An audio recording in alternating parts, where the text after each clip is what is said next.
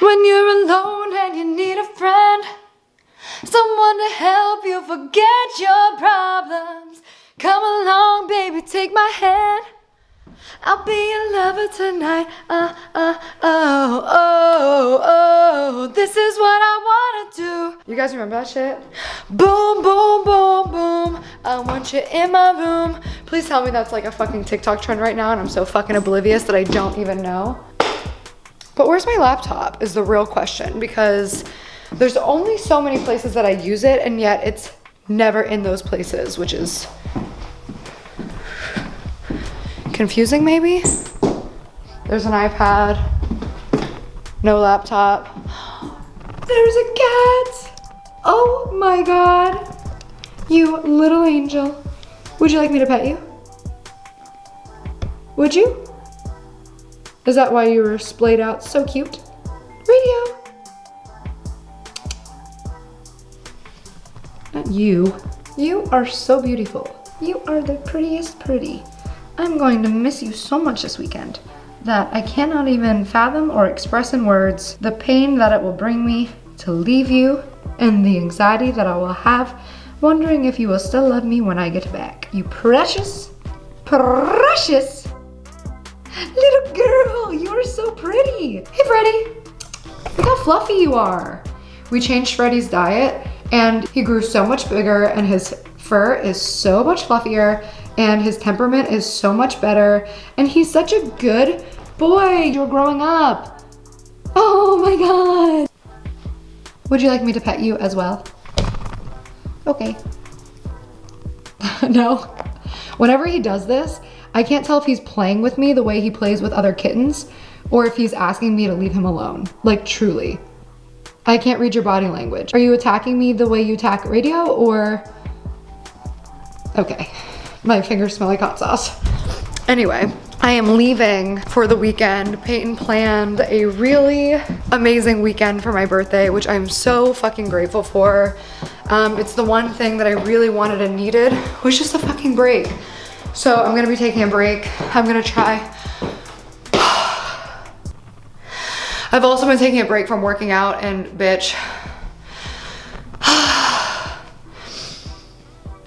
my heart's racing. I haven't ever really taken a legitimate break. Like even when we've gone on little trips or weekends together, I've been, what am I talking? I literally left the internet for 6 weeks and I'm over here like, I never really took a break. But okay, let me correct myself.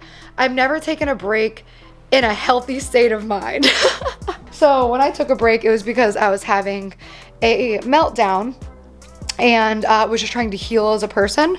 Right now I am healed as a person, but I really could just use a fucking legitimate break to enjoy myself. And I'm so fucking excited about turning 30. Like, I love dates and significance and like every new birthday, every new Year's, I'm always really excited by it because I love fresh starts. I love marking the beginning of something.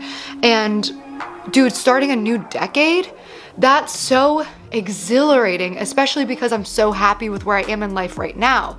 So I'm starting a brand new decade on the beach with my boyfriend, my friends coming and taking care of my cats, fresh nails, fresh roots, feeling good, loving my body, even though my body's definitely not in the best shape it's ever been. You wanna see? Like, I'm perfectly healthy. I'm a healthy weight. I don't have abs. I have a little bit of a split right here when I scrouch over like this, scrouch. And yeah, this isn't my best shape. We suck in. Even when I suck in, but I'm so happy with it. Even like this, like, I mean, I can flex. Still have a little, but that is something that would really affect me and bother me before. That's why I was so like, now looking back, I can look at the way I was like training and eating as for sure not healthy. Of course I thought it was because I was like, look, I'm finally eating enough calories and eating the right food and working out 5 to 7 days a week for 2 hours. That's healthy. It wasn't. So now I just have a really healthy relationship with my body and my health, and that was a whole other tangent that I didn't even think I was gonna go on. Point is, I love where I'm at in life right now. in my personal life, in my mental health, and in my career, which is what I'm about to do right now, which in the moment is going to be a little bit anticlimactic because normally when I sign a record deal, I feel like I would, you know, be with other people and it would be, you know, sort of a big celebration with everybody involved around. Obviously we're in COVID, so I'm just gonna docu-sign it. Actually, what I'm signing right now isn't technically my record deal yet. What I'm signing right now is my catalog deal, which means they're licensing my back catalog because they really believe in my old music. They don't think that it had the best shot that it should have, and they think that they can, you know, kind of give it the life that it deserved. So I'm signing the back catalog deal. It's a really great deal. And then we're also doing a 1 album deal together. Guys, this situation that I'm in right now is like the absolute perfect, most ideal situation. It's what I've been waiting for since the beginning of my music career, when people were asking me, are you gonna sign a record deal? Do you want a record deal? Straight up, like, I've had almost every major reach out to me over the last few years, and they're what you would expect. Like, they see an influencer, they want to squeeze some money out, they kind of want to make a bet on you, like, oh, we don't really care about this person. We don't really care about this person, but in case they get famous, we'd love to have them on our roster. Like, it was always that type of situation. And straight up, like, I was getting ready to sign one. Like, I know I've referenced before that I was, you know, talking to a major, and they pulled out when it came down to it because they were just like, there's too much going on, we don't want to be associated with this. And if they hadn't done that, I would have signed like a really shitty deal, just because I felt like at this point I felt like I was waiting for something that was impossible, that wouldn't come true. And then in that time, this indie label reached out to me, and it was also around the time they were getting like a massive investment from some really sick people with some great connections, and they just wanted to be partners. And it was really amazing to just, like, they're so fucking excited about me, dude. Like, they believed in me. They're investing in me. Like, they need me to succeed as much as I want to succeed because they want their investment back. And that's just like the business of it. And actually the way that they knew of me is actually super cute. Oh, they're called 45. They're based in London. And his daughter, one of the I guess CEOs they'd be called, like one of the heads of the label, they were in LA and they were at a trading post, and he said that his daughter, you know, went running, and he looked up and she was like talking to me at this trading post, and I met him at this trading post, and he was just like, you were really sweet and humble and kind and nice to my daughter, and I thought you were awesome. So like I wanted you to be a part of this. So it's so funny how life works out, and everything worked out in the way that hopefully they're really excited and happy. I know I'm really excited and happy, and it's huge. Like, I'm getting paid to create music. I'm a professional musician. That's so fucking cool. I love this for myself right now. And I've also been working with a lot of new people, new producers. I've been working on my sound a lot, and it's totally different. Like, I mean, it's really rock. Like, I'm finally making my favorite music. I'm finally making music that I want to listen to. I'm making music that makes me want to perform. I'm making music that feels alive. I'm making music that I want to fucking smoke a joint and dance in my fucking bathtub. Like, I'm making that music finally. And it's so crazy looking back at my life and like my musical choices and how much I was like hiding my voice, especially after the Monster meme. I was really afraid of yelling, like shouting, because of that Genius interview. And when you listen to my old songs, my most popular songs, I am doing my shouty voice. And then my vocal kind of started transforming into like skeletons in my closet, which is so, you know what I mean? Like, it's just so interesting. Like, honestly, everything worked out the way it's supposed to, is all I know how to say. Like, I needed time to just learn. Like, when Out Loud popped off, like, I had zero experience. I didn't know who I was as a person even, but then as an artist, I didn't know anything about recording. Or songwriting. I was so green. So the time that I've taken from then to now was all very necessary and happened at the appropriate pace. And now, like, once you hear this new shit, bitch, So I'm about to sign this record deal. I'm just rereading this, of course, before I sign it. Obviously, I've had lawyers sign this. Hey, new artists out there, always get a lawyer. It doesn't matter if you think that it is too expensive. I promise you it's gonna cost you a lot more money later if you don't have a lawyer up front. I've had a lot of people really fuck me hard because I trusted bad, greedy fucking people. So that's why you have your lawyer, because you need somebody to be bad and greedy for you as well. Right, Fred? God, fuck, it's such a good deal. Like, here's another important thing. I don't know if I'm allowed to share all this, but like, I think it's awesome and that's why I'm sharing it. Like, they truly want to be partners. Like, this is, I own my masters, they're licensing it for a term, and then I get my songs back. And in that term, we split 50-50. Like, we're both fucking working on making these tracks fucking pop again. I'm so excited for remixes. I'm so excited to reimagine my old tracks with my new sound and my fuller voice. Like, this is just like, dude, it's, fuck, it's so exciting. Like, this is what I've been wanting.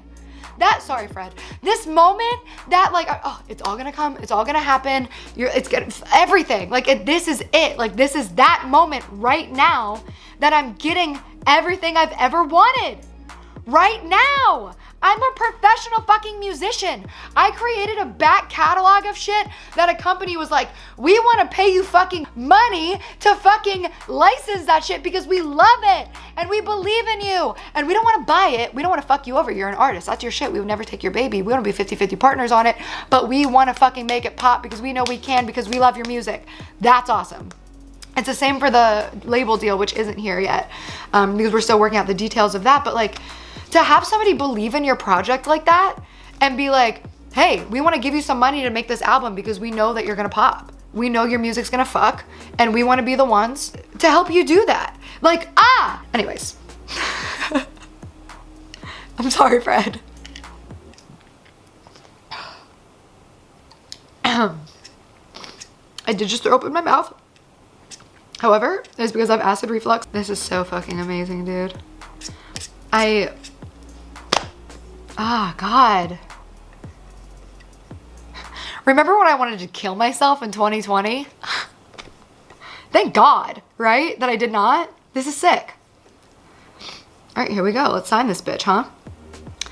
I'm gonna create a new signature because the one I normally use is not. Oh, no, stop that. Okay, I did go and get my iPad because I figured I want my signature to be nice on it. So of course, I'm just gonna do it nice really quick. That'll do. I'm not gonna overthink it. I'm gonna use this one. This is my problem also with digital art in general, and why I enjoy painting so much is because it's too easy to be a perfectionist when you're doing digital art. It's too easy to do it over and over and over and over again and erase and move shit around and resize. No! That's not me anymore. No, it totally still is, but this is unnecessary. Okay. Dropping my signature, receiving my signature. 2021 version of doing this. All right, let me drop this bitch in here. How do I do it? I've been thinking constantly, you might be the devil. Oh my God, it just popped up and it was like, sign on your iPad. Okay, bitch, this is so weird. Okay. Clear. And now I'm getting obsessive. I can't believe how I'm doing it. I'm doing the thing I just said I'm not gonna do. Did you guys know this was a thing?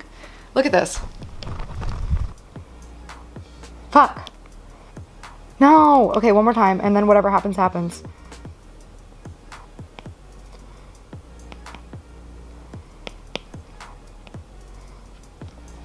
I can fuck with that. That's good enough. Done. Look at this, guys.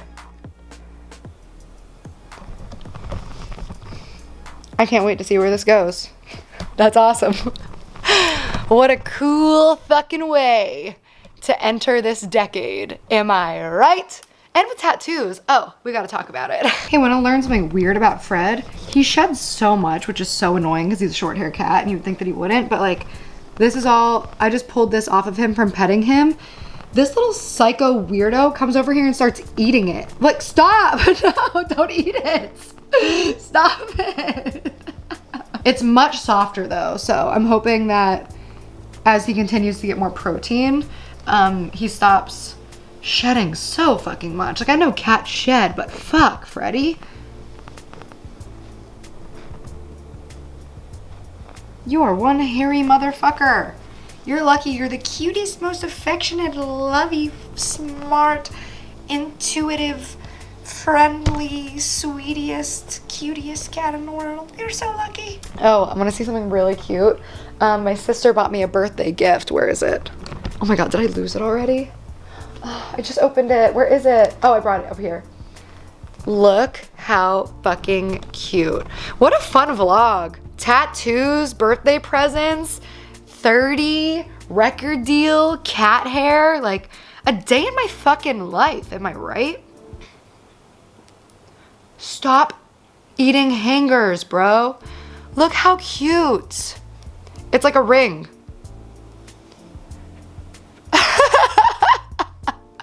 It's so cool. It's so cunt. Oh my God, I love that so fucking much. Oh my God, I just exhaled. My dumbass. Okay, back to this. I mean, that's pretty much all there is to say about it. Obviously, I'm incredibly excited. I've been incredibly excited and so grateful and fucking humbled over all of this for a minute now. You guys are just hearing about it for the first time, but just huge thanks to fucking 45, dude, to like seeing me and believing me and investing in me and giving me such a killer fucking deal. Like, it really is such an ideal situation. I never wanted to sign to a major because it scared me. I love having a lot of creative control. I love feeling like I'm not just a piece of a machine. I know that my art is too precious to me to just kind of hand off to somebody else. So I just wanted to, I always wanted an indie label. Like, that's the only way to say it. I always knew that there was going to be somebody who saw me for who I am and loved that and wanted to give me their all. And it's here. I just, fuck, dude. Like, I think I talked in a vlog recently where I was saying how we finally reached the point of like, it got better. Everybody says it gets better, it gets better. And I'm at a turning point in my life where finally I've been feeling all of these things for as long as I can remember. 15 years old was the first time that I was able to kind of identify what I was feeling as depression and anxiety. But it's been my whole life that I've been struggling with OCD, anxiety, PTSD, like all of these things like that have made it really kind of difficult for me in a lot of ways that I didn't understand. And I finally am beginning to understand them and respect myself and love myself and be gentle with myself and set realistic expectations for myself. I've learned how to manage my expectations for myself, and just like everything feels like it's happening right now in a really good way. And that goes back to why I'm so excited. I'm pressing send on this. What am I doing? Hold on.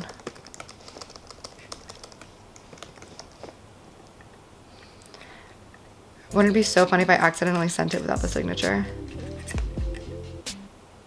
Oh my God, I did. I'm so embarrassing. Why am I like that? That's so embarrassing. Why did I do that? Okay, I'm gonna send the real one now. I talked to Megan Batoon on her podcast, and she was saying how I'm exciting her to turn 30 because she's turning 30 soon too. And she was like, you inspire me so much because you're so fucking excited to be 30. And normally, especially with women in Hollywood, it's like this big thing of, you know, you fucking shrivel up and die after 20 some years old. And like, even honestly seeing people on TikTok talk about people who are 25, like, oh my God, she looks so young, she's 25, or oh my God, you're 32, you look so young. Dude, 32 is young, 25 is young. Like, we're still fucking young as shit. And I know that like 30 sounds like a big number. It's really, it's not. Like, when I look at 30, I look at, holy shit, I fucked my 20s. I fucked them. Like, I'm starting 30 like this. Like, fuck yeah, dude, I did it right. Like, I need to be proud of that. So I have no shame in turning 30 because my life is good. and I deserve that. And like, I'm beautiful and smart and creative, and none of that changes because I'm 30. If anything, it's just like a fresh start and a new decade and a new outlook. It's just cool, dude. Like, I'm 30 and awesome. Like, I didn't imagine myself when I was younger and I imagined 30. Like, I remember my mom's 30th birthday and I like drew her something. Like, I was older. My mom had me when she was 20, I believe. So like, I was like 10 or like 9 or 10 when my mom turned 30. So I always thought 30 is like, mom, no, dude, like, I'm just getting started. And I was talking to Megan on her podcast about that, and she's super excited about her 30s too. And she said, you made me start looking at 30 as 3.0. Like, this is Gabbie version 3.0. And then like 31 is 3.1, 3.2, 3.3. And I love that, because that's what it is. Like, every year you're leveling up. You can't fight age. Like, we're all gonna get older. Like, everybody who like hates on someone for an age, like, it's the dumbest thing to hate on someone for, because either you get there or that means you died young. Like, either way, like, there's no shame in me being 30. I don't feel that shame anyway, and I'm not gonna let anyone make me feel that way, because I'm fucking excited. This is the first time in my life that I feel truly comfortable and excited and authentic and genuine and secure. And there's so many, I just feel so sure of myself right now and so grateful and happy. Like, what I'm gonna, you know what, I'm just excited. It's my fucking birthday, dude. It's the start of a decade. 3.0, bitch. Like, this is so exciting. I think I'm gonna get a 3.0 tattoo for my 30th birthday, but I guess I should probably tell you about my tattoos that I have. Here's one. And then here's the other two. So this one I got because if you remember my first painting that I did, one of my first paintings, the one that I really, really, really liked, it was this. And that, first of all, I love the art. I love the idea of having original art on my body, because I don't know, I've never been able to commit to another artist, because I think of it as like, how many times have I changed decoration on my walls over the years? Like, I might love that art and I will always think that it's really great, but I might not always want it on my wall. So it always scared me to put it on my body. But when I look at something like this, that is my artwork, like, no matter what, at the end of the day, this is a stage of my artwork that meant something to me, that signifies a really huge turning point in my life, creatively, emotionally, mentally. I just talked so much that I ran out of breath. And I think it looks really cool. It's fun because it has the aesthetic of arrows, which is super trendy, but it's also small weird animals, which is super me. So it feels like a really great tattoo. I really love it. I love the way it feels. I love the way it shows. And also, it was a huge, huge, huge step. Just like when I was talking about my paintings and learning to let go of control and perfectionism and embracing me and myself authentically and having realistic expectations for myself. That's how I felt about this tattoo. Like, another reason I was always so scared of them was I was afraid that I was going to get the tattoo and, like, when I have a meltdown over my hair, which I don't do anymore, like, imagine if I had a hair meltdown over a tattoo that I would have to get lasered off and hope that it comes off. That was so scary to me. And there was a moment where, like, I was looking at it, and I'm so happy I brought Megan with me, because Megan and I are really similar and we see a lot of ourselves in each other, and that's why we're such good friends and why we've remained friends for so many years. She's a lot like me in the way that, like, she likes things to be perfect, and when they're not, it's very upsetting. So I brought her with me, and, like, we were just talking about all of that, and we're going through the same journey of growth together. And when I first got this tattoo, my immediate thought was, it's too big. I wanted them to be close together. Like, I had all these things like, yeah, it looks like I wanted, but, like, I wish I would have just put them a little bit closer together, or maybe I should have made it a little bit smaller, or maybe this was a bad idea. This was really impulsive. And then I thought, this is exactly what I want it to look like. This is, no matter who sees it, like, you're seeing exactly what I wanted you to see. Nobody cares if it's here versus here. That doesn't change anything. This is an awesome fucking tattoo. And being able to, like, just wake up and love that tattoo and not regret it and not question my own decisions and representing a time in my life where I found so much happiness and found my creativity and found myself and was able to commit to things and make those decisions. Like, it feels good. And I feel like a lot of people have this, the one thing the internet feels about me that has always been very confusing to me is saying that I'm an impulsive person. Because I think that anybody that knows me in real life knows that I am the opposite of impulsive, to the point of not really having much fun in my life. Like, everything needs to be very planned. I very rarely do anything permanently. Everything I've ever done, even cosmetically, has always been reversible and temporary. Anyway, so this was a really big deal for me, and marks a time in my life and a level of creativity and risk-taking and yeah, just a lot of shit. So then the other ones, this is 200 degrees.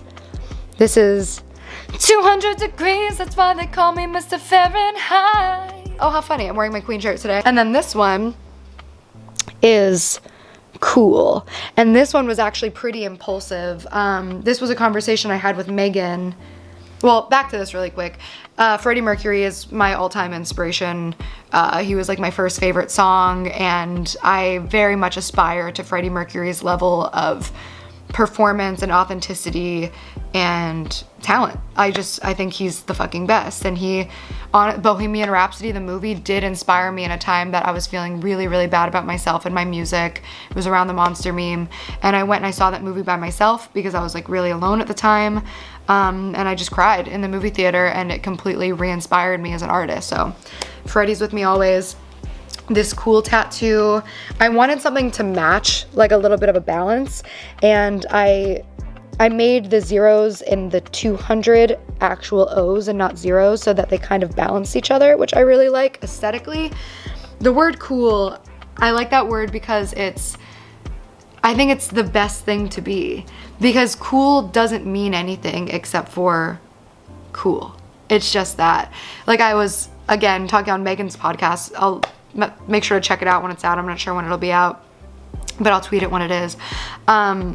Like, she thinks I'm so cool. Like, she sees me as a cool girl, and she's like, I just want to be cool like you. And I was like, Megan, you are cool. Like, you're not like me. You're very different in a lot of ways. We're very similar in a lot of ways, but like, I watch your videos and I'm your friend because you're cool. If you weren't a cool person, I wouldn't like you. You know what I mean? Like, all my friends are cool, and it's really up to you to decide what that is. But it was just this realization that all the shit that people say to you about being cool is true. Like, the coolest version of you is the most authentic version of you.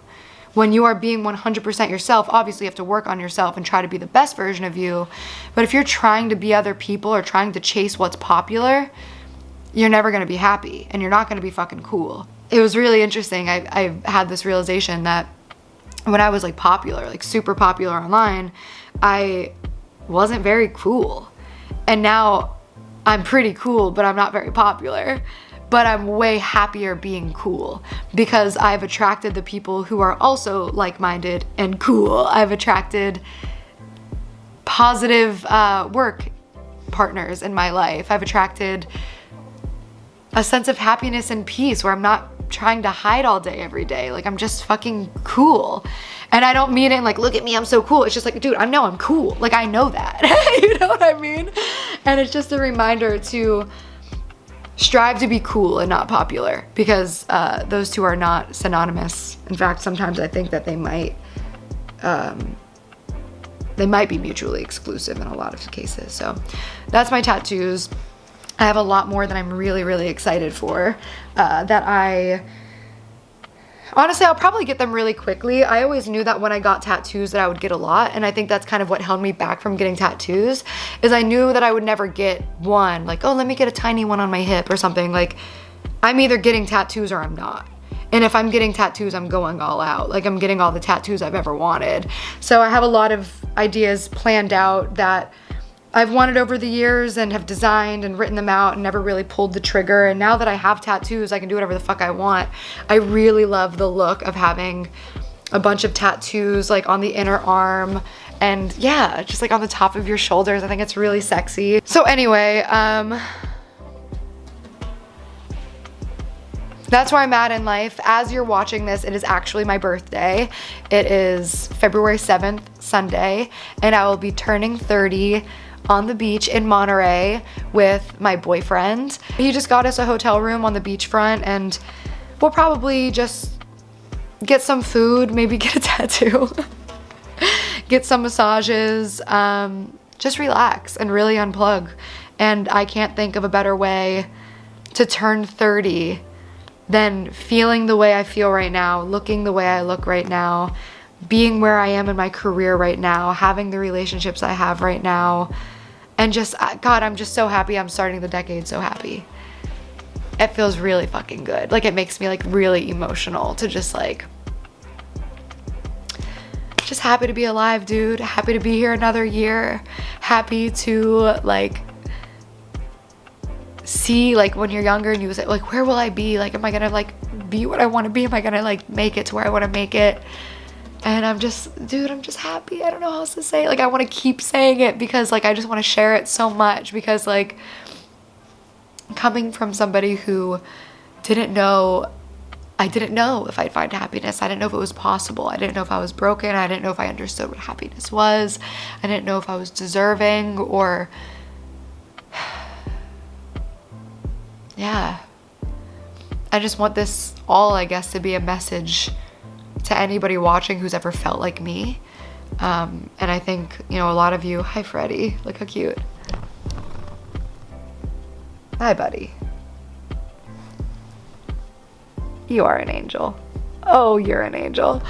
I think a lot of you guys who have been following me for a long time have seen my ups and downs, and mostly downs. Like, my ups weren't really ups. Like, I was still pretty fucking depressed. I was just distracted. And, you know, if you followed that journey with me, whether you're turning 30 or 60 or 13 or whatever it is, I just want you to know that like all of the cliches are true, and that it really does get better. And if you just keep fucking working on yourself and trying to be positive and working on your craft and fighting for your goals, you're gonna get there. And it might not be on the timeline that is normal, and it might not look exactly like you want. Like for example, I think this is really important too. My vision of success has changed drastically, because you know, when you're living in a world where everything is numbers, subscribers, money, likes on Instagram, that was my self-worth. Like, I have extremely low self-esteem. I still have not the best self-esteem. It's definitely growing, but I had tragically low self-esteem. I had none. I didn't know who I was. I had no confidence in myself or my art. And I felt like by losing followers on Instagram or not getting as much engagement on Instagram and YouTube or whatever it is, that I couldn't grow my music, because so many people were telling me your music sucks. People are only listening to your music because they're your fans on YouTube. So I was like, well, fuck, if I lose my fans on YouTube, then I can't do music. And now I'm finally at the place that I wish I'd been at the whole time, which is, oh, my social media will grow because people will like my music. Like, I am not a social media influencer. Not that there's anything wrong with that, but I'm just not that. Like, I don't post on Instagram anymore that much because that's not fun for me. Like, taking a good Instagram photo, like, low-key takes time and work. Like, to do your makeup, do your hair, pick an outfit, set up a camera, or have somebody take pictures of you in your house or outside on the street and try to find interesting angles and then edit them and put the colors that you like and saturate certain parts and desaturate certain, like, I don't like doing that. So why would I do that for a living? I did it for a long time. So now I'm just doing the shit I like. And that's awesome. But yeah, my vision of success has changed so much because for me, because my self-esteem was so low, I was just expecting like, oh, well, if my music doesn't chart on Billboard, then I'm not successful. If I don't ever get, but then like if my music charts on Billboard, like that is successful. And I've done that multiple times. That's successful. And I didn't accept it as successful. Even though like, bro, like straight up, just to not flex, but like low-key flex, like I bought this house on my music. My music bought this house. I am successful. But I'm so used to people on Twitter being like, you're a flop because of this and that. Like, I really thought that was real, and it's not. Like, I'm a musician for a living. I'm an author for a living. I do my own show, my podcast for a living. I don't need to be the best. I don't need to be the biggest. I'm doing what I love for a living. I hate how long it took me to realize that. And like, when I was big and like, I mean, I think I used to downplay to myself how big I was online too. Like, dude, I had like 7 million subscribers at one point on my main channel. Like, that's big, you know? And to me it wasn't, because it wasn't 10. That's fucked. Like, I hate that. How lame of me to ever feel that. I wasn't cool. I was popular and I wasn't cool.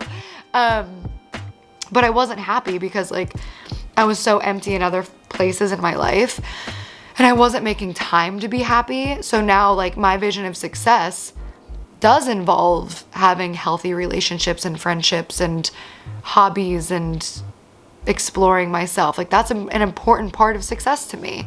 So that means I can't spend as much time as I was creating YouTube videos or Instagram photos just for the sake of doing it, because I was working all day every day and not enjoying my life. And it's like, well, what the fuck am I working for?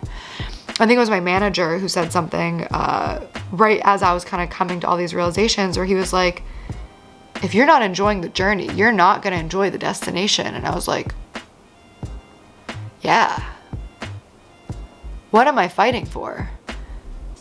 Anyways, all this to say, again, exactly what I've been saying this whole time is like, anybody watching who like doesn't feel like they're good enough, like I know that it's really easy for me to say this as I'm sitting in my fucking house in LA, you know what I mean? Like I totally get that. I totally get that you're just like, okay, you're not the person to be saying this, but I just want you guys to understand that like this was not an easy or peaceful journey to get here. It was actually like really tumultuous, and it just feels good to be happy is all. Just be happy, and happy fucking birthday to me, dude. Get ready for me. Oh my God, we're in the age of Aquarius. My Aquarius ass, the next 2,000 years are mine. Oh, fuck. Oh my God, that's so cool.